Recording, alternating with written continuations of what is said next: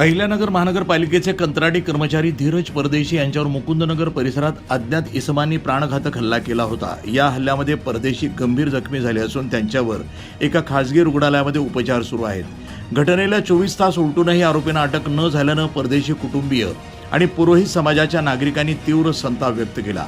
त्यांनी जिल्हा पोलीस अधीक्षक कार्यालयामध्ये जाऊन पोलिसांच्या संथ कारभारावर नाराजी दर्शवली। जखमीच्या पत्नीनं लवकरात लवकर कठोर कारवाई न झाल्यास टोकाचं पाऊल उचलण्याचा इशारा दिलाय। दरम्यान जिल्हा पोलीस अधीक्षक मुम्मका सुदर्शन यांनी कुटुंबियांशी चर्चा करून तपासाची माहिती दिली। पोलीस प्रशासन या घटनेबाबत अत्यंत गंभीर असून आरोपींना लवकरच जेरबंद केलं जाईल असं आश्वासन त्यांनी दिलंय। प्रतिनिधी मोहसिन शेख, न्यूज टुडे 24, अहिल्यानगर। माझ्या नवऱ्याची चुकी नसताना माझा नवरा आज अवस्थेत पडलाय।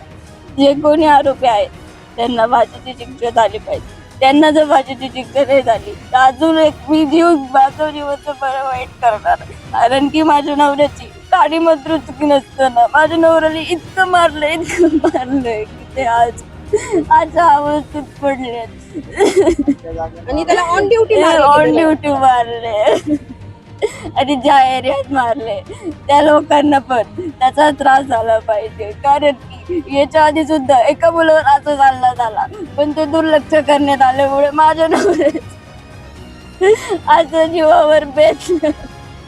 काल जो संध्याकाळच्या वेळेस जो आमचा समाज बांधव धीरज चतुरसिंग परदेशी भिंगार निवासी यांच्यावरती जे तो पालिकेत कामाला असताना जो निंदनीय प्रकार झाला, ती त्याच्यावरती जी अमानुष मारहाण झाली त्या ठिकाणी व तो सध्या मृत्यूची झुंज देत आहे।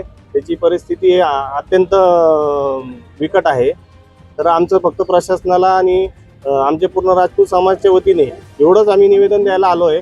सदर जे आरोपी आहेत त्यांच्यावरती तात्काळ फास्ट ट्रॅक ॲक्शन घेऊन त्यांना कारवाई व्हावी व जे कोर्टामध्ये जे भविष्याची केस पण होणार आहे ती पण जलद गतीने व्हावी हीच आमची सर्व समाज बांधवाच्या वतीने प्रशासनाला व कोर्टाला विनंती आहे। SP साहेबांनी सांगितलं आहे की त्यांचं पुरेपूर प्रयत्न चालू आहे आणि लवकरात लवकर त्यांचं म्हणणं आहे की आरोपी आपल्याला ताब्यात येतील म्हणून।